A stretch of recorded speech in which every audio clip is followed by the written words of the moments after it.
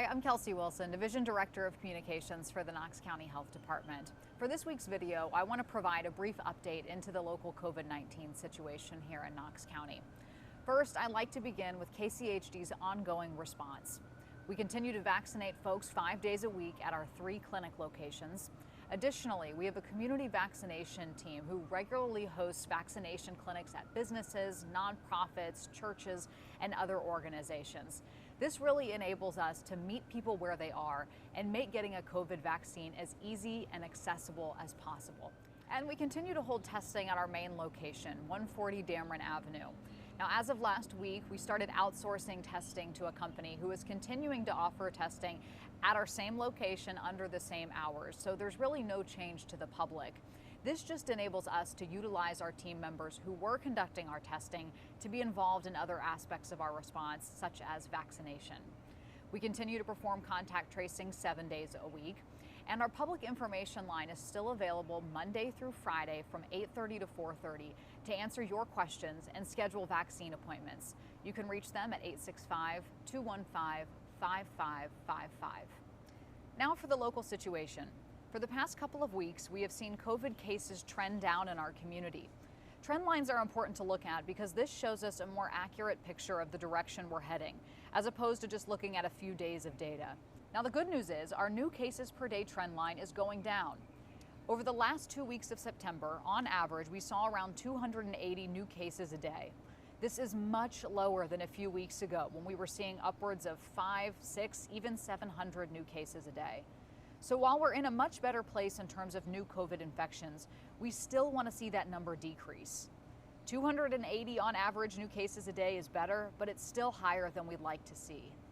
Another positive sign is the chart that shows new cases per day among the 5 to 17-year-old age group.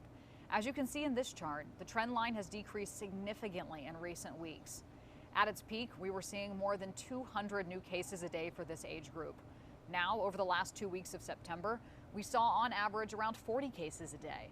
This is great news, and we hope to see cases continue to fall among our school-age children. Now on to hospitalizations. Once again, we are seeing a downward trend for folks hospitalized with COVID-19.